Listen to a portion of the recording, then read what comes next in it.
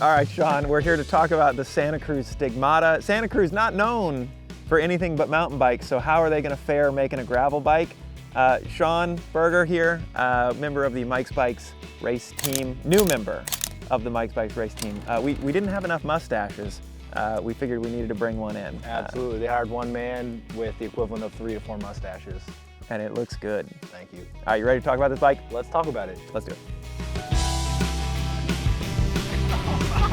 All right, so we're talking about the Santa Cruz Stigmata, and the way that we're gonna do it is we're gonna break it down into 5 different categories. So we're gonna talk about speed, we're gonna talk about handling, we're gonna talk about comfort, versatility, and value.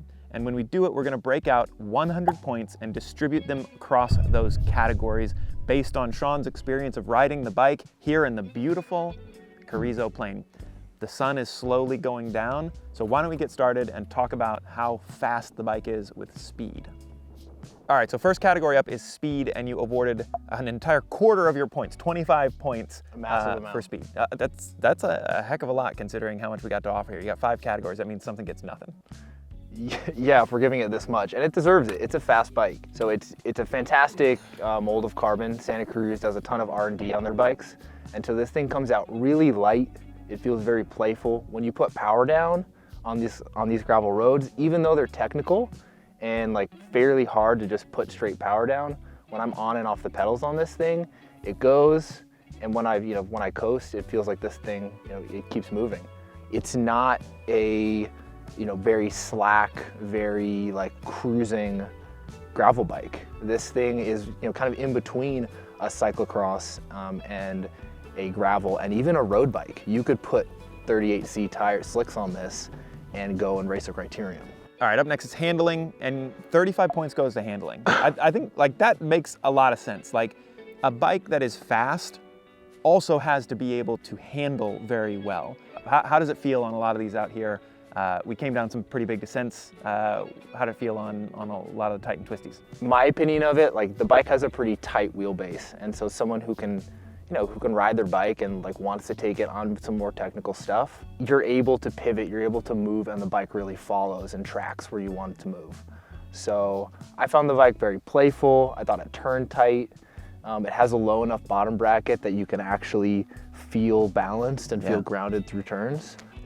I think you're onto something. Like that's one of the things for me, like a bike that is built to have giant tires on it, all of a sudden starts to feel like a monster truck. It's too tall. And I think one of the things that's so nice about the Stigmata is like they haven't gone over trying to make a bike that's gonna be overly comfortable or overly capable. It really does feel like it's nestled right into that race bike category. So it feels nice and low to the ground, like it can really hit almost any corner. All right, next up is comfort. And this also gets 25 points. So the same as speed. Lots of attention going to comfort here. I think, again, that all of that plays in. Lots of handling, lots of comfort, lots of speed into making a bike that feels really planted and capable of going a lot of places. How does it feel on the roads out here in Carrizo? This bike, one, like the carbon frame actually feels pretty supple, and it has enough room for 45C tires that you can run to an appropriate pressure. I was running 30 PSI today. And that was low enough for this thing to feel like I could rail washboard gravel, I could rail corners. Well, I feel like one of the only bikes that maybe has a little bit more comfort to it is the Giant Revolt X, which is a fully suspended front and rear bike. And like when you start to think about that and like having enough of that comfort added into the frame, or the ability to run the right size tire for whatever terrain you're running on, like that makes up a lot for it. So 25 points to comfort makes total sense. Yeah. Cool. All right, so low score for versatility, but it wasn't really built to be a versatile bike. Why 10 points for versatility? Yeah, absolutely. This bike is not equipped for racks and fenders. It's not versatile in that way, but it still is a versatile enough bike for someone who is either riding road or riding mountain to come to gravel and put a frame pack on their bike. Well, I feel like that's one of the nice things too. It's like all of the bags have really come across the way to make sure that you can carry some stuff, but again, it's not a full touring bike. It's not meant to be that. And from that, 10 points for versatility, again, makes a ton of sense. Yeah, the versatility goes in the handling on this bike. Right, they put those points over somewhere else. They have points, yeah, exactly. All right, last category up is value and an abysmal score. I think this is the lowest score of the day in any category for any of our bikes. 5 points awarded for value, and I don't think Santa Cruz cares. Oof, they certainly don't. But that's not what Santa Cruz is about. Santa Cruz is a company, they're making bikes with great R&D, so they want to make like legendary bikes that handle really well, that have like systems that work for what the bikes are supposed to do.